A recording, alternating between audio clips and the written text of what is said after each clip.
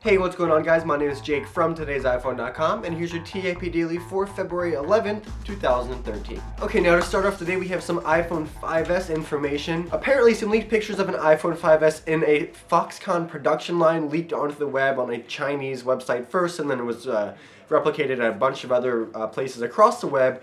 And the main difference here between the iPhone 5 and the iPhone 5S is that it has a slightly different, smaller battery and a different vibration motor for, your vibrating, and a slightly different, quieter motor for the vibrate function.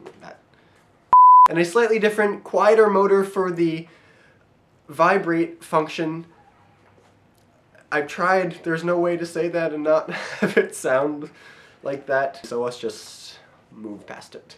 If you look closely at these mock-ups compared to real iPhone 5 teardowns and stuff, you can see that there are some differences in just the the neatness and the way it's designed and the layout of the internals and stuff, which is leading a lot of people to believe that these leaked pictures aren't really a 5S but sort of like an iPhone clone. Of course, there's no way to decide this for sure. Personally, I don't think the images are legit, but you can decide for yourself. You can take a look at the article with the pictures and the link in the description down below. Either way, if these are legit or not, they really don't tell us much about the device pictured in the images other than these two things that I already discussed.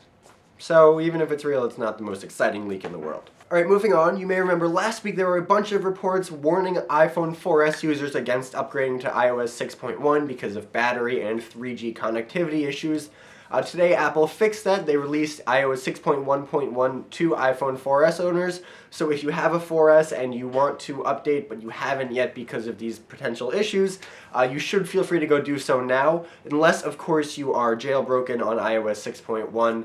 Then you don't really want to update until you read or listen to whatever Muscle Nerd or any of the other jailbreak developers have to say, because it may disrupt your jailbreak. Okay, and finally, to finish up with an Apple iTV rumor, Stuff.tv is claiming that it talked to a source who is close to Apple but wants to remain nameless for obvious reasons, saying that Apple will launch an Apple-branded HD TV sometime this summer. There'll be one size, probably around 40 to 42 inches, and it will have a premium price tag to match its premium design. Apple is in the process of negotiating with the major players in the television markets to try to get them on board with an Apple TV with, I'm sure, iTunes integrated capabilities and stuff like that.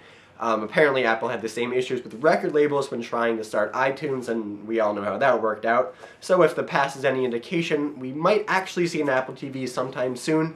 That being said, this particular rumor can't be substantiated, so definitely take it with a grain of salt. It would be super cool if we did see an Apple HD TV by the summer, but the lack of any sort of concrete information doesn't really instill confidence, especially when, we get close to an iPad launch or an iPhone launch. We do start to see things that could perhaps possibly be legit, like components or supply chain sources or stuff like that.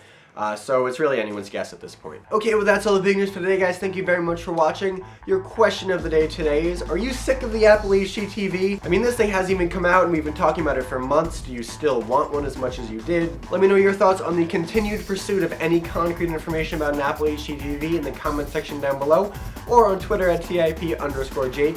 Please don't forget the links to everything I talked about in this video in the description down below, so definitely check those out. And as always, for more news, views, and reviews, don't forget to hit up TodaysiPhone.com.